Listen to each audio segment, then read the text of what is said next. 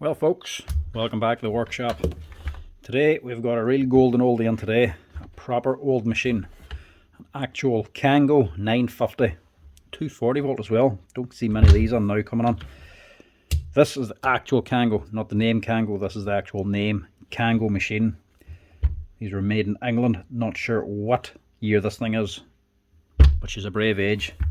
Now I think this is only a simple fix, but it's an awkward fix. Customer says it's starting and stopping.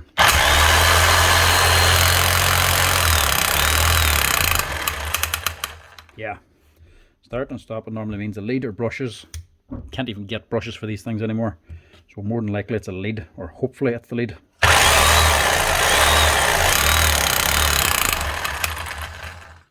So we can do something about that at least. These things are as old as the hills. Parts are becoming scarcer and scarcer. They don't make parts for them, so whatever's online, wherever you can get, is just basically the leftovers. I do have a box of parts for them, but there's not many left. Old bits that you just wouldn't change. Brushes ran out of a long time ago. Service kits I ran out of, but I think some places do still sell service kits for them, but I can't even get the brushes for them anymore. So this is just the lead, so hopefully it can be fixed up.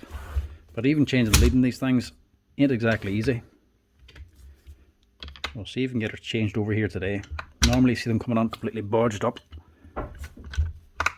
because the lead are awkward to swap over. Now even the brushes in these things, like I say, you can't get, and it's hard to just put on a modified set because the brushes are quite long and the spring is even longer. So there's a big distance for the brush to travel and to actually get to the armature, so it needs a big long spring, and it's a very narrow spring as well for the length.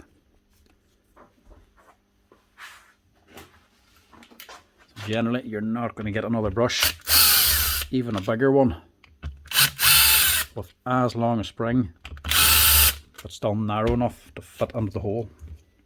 It makes it kind of awkward, even if brushes go on it.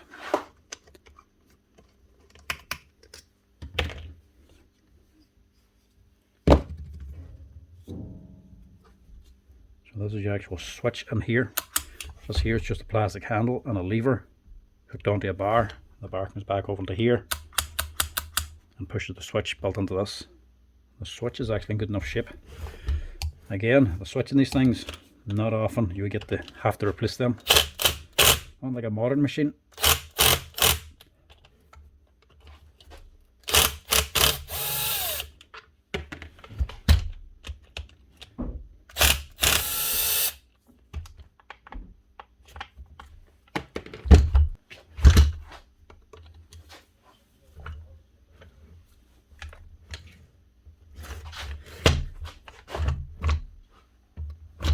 That doesn't want to come out.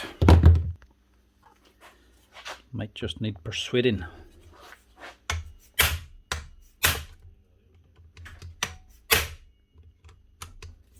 Yep.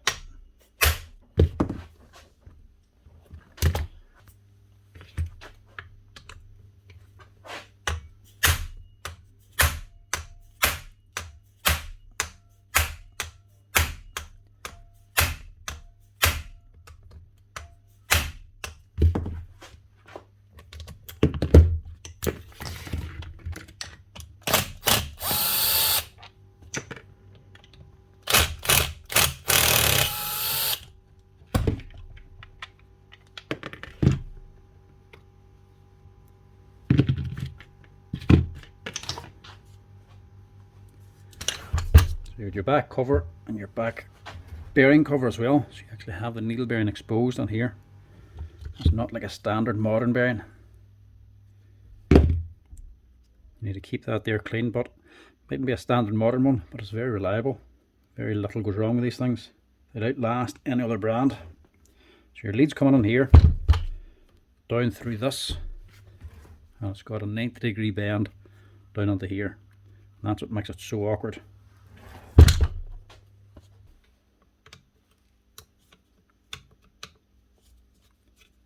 And then your actual cable clamp, making sure it doesn't shift. It's on the back of here.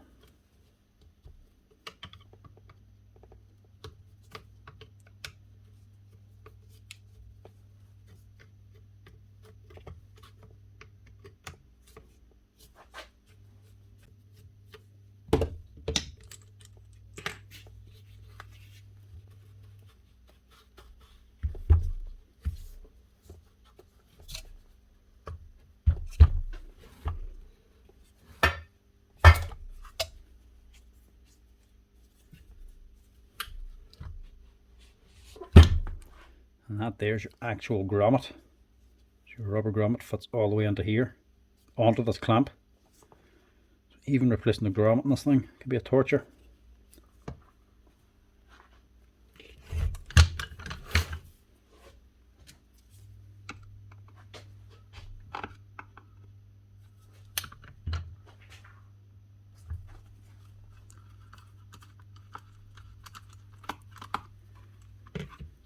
Now also, all the screws in this thing are actually all imperial too, because she is very old. That just means if you lose any, you'll not just quickly pick up another replacement screw.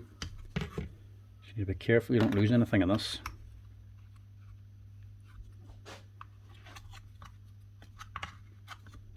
So that's coming up to here, and these wee rubber bumps underneath. It's just a plain switch then, but really robust.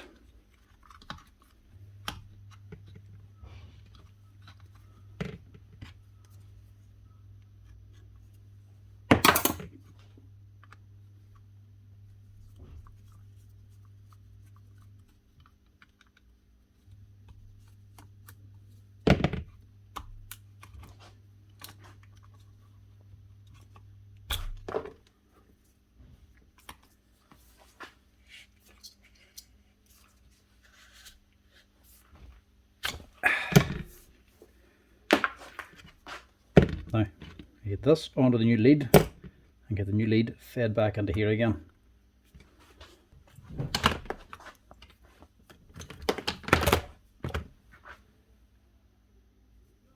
Now this can be a bit hard to get on, that stuff.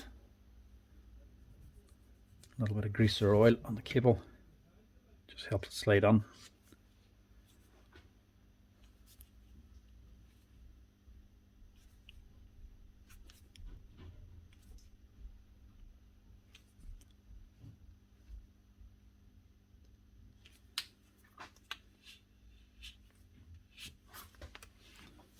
It also helps with this bit.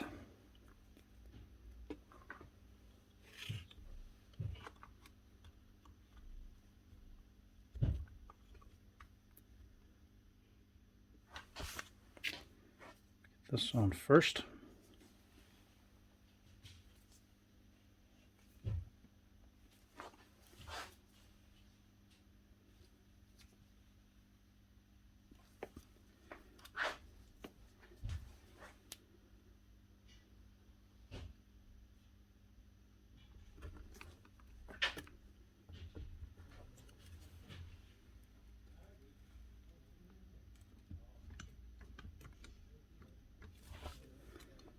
Get it roughly right.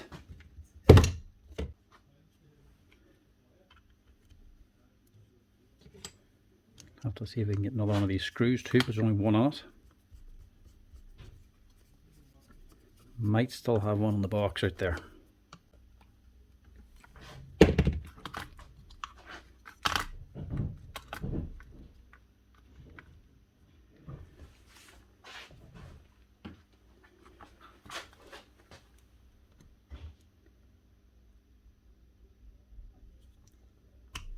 Easier to prep these cables before you lock them in.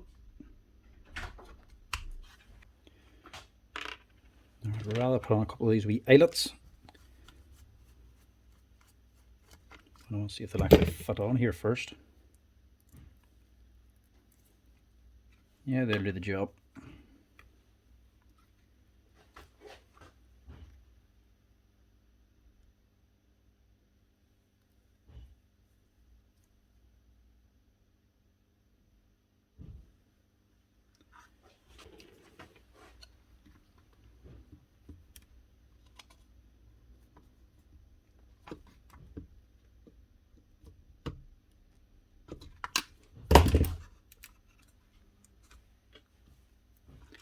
And definitely don't lose these screws.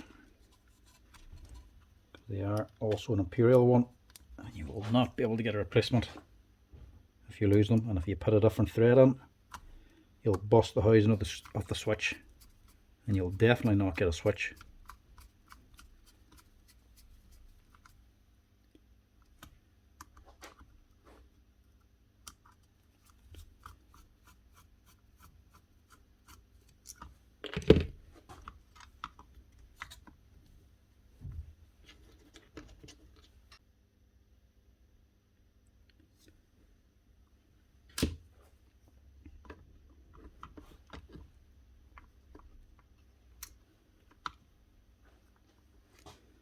Now these were a donkey of a machine. They just ran and ran and ran. There's a reason why you still get them on, even though they're 20 or 30 years old now. They get very little trouble. Extremely powerful. Slow running, but they were very reliable and always there when you needed them. And there's plenty of boys that replaced them with newer ones, threw them in the shed, and just had them lying there for a backup. And they're needed as a backup more often than they think. Just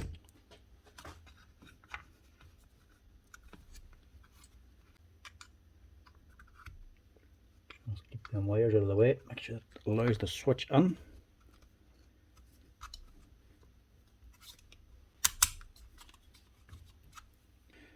And there's still a gap between the actual cable coming in and the bottom of the switch.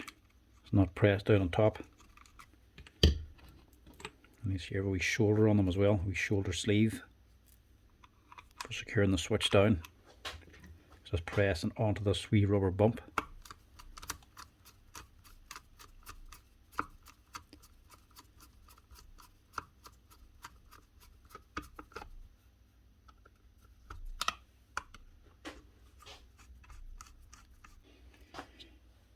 It's not so bad to change when you've done it a few times, but the first time you do it, it can be very awkward.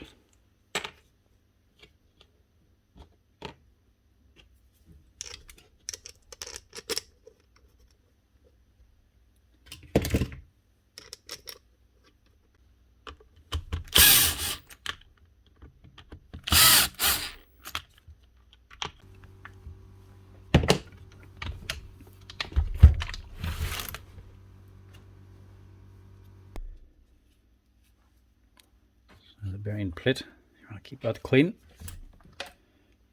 And these two bits here go onto the actual screws for the field. And this here pin then, this roll pin, locates over here.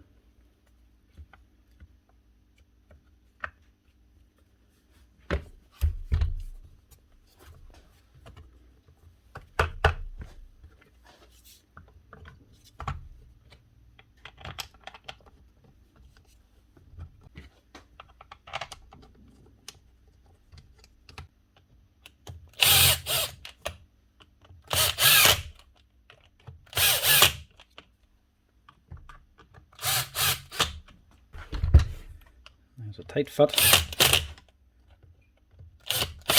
that is actually pushing everything back. So put them on evenly, bit by bit, so you don't put too much strain on one screw and crack the handle.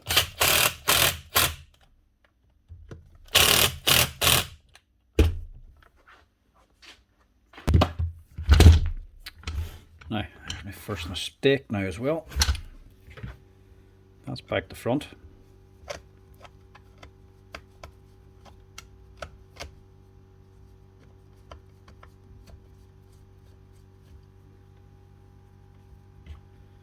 Still have to put on this piece, actual cable clamp. Goes on from this side, but I've the grommet the wrong way around.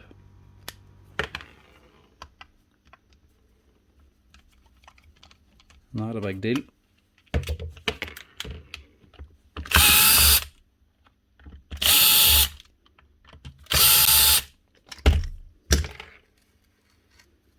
Quick wee swappy swap and do the job.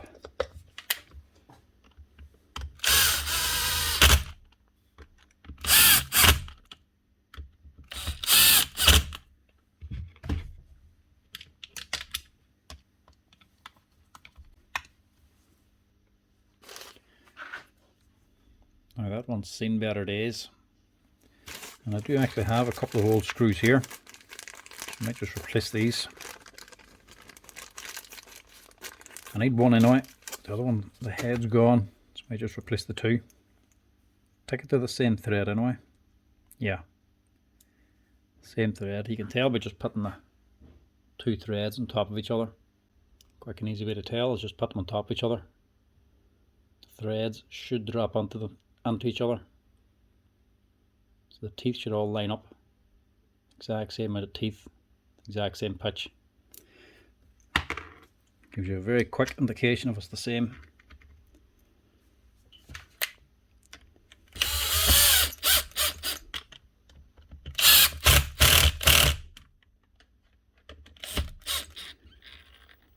And this side's broken, but it doesn't really matter. Still holds. And finally then, for this side of it, the cable clamp. Nearly have taken that handle off.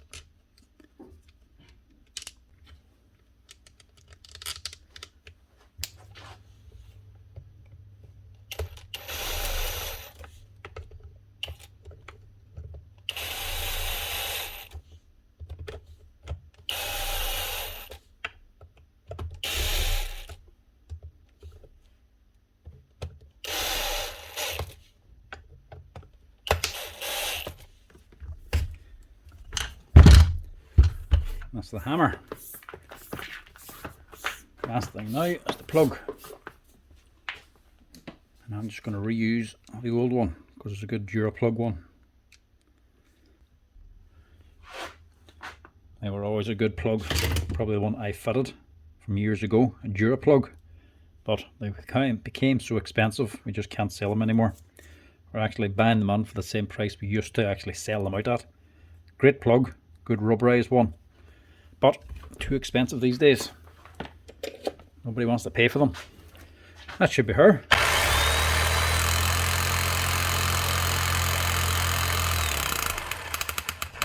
No more starting and stopping. So that's it, folks. That is how you change the lead on a very old Kango 950. Now, not many people probably need to know this, but you'd be surprised how many people still have these machines and still use them. And it's not like there's going to be YouTube videos on how to change the leads for these things from 30 years ago. So it'll come in useful to somebody, I'm sure. But anyway, that's her. That's how you do it if you ever need to. Cheers, folks. Thanks for watching.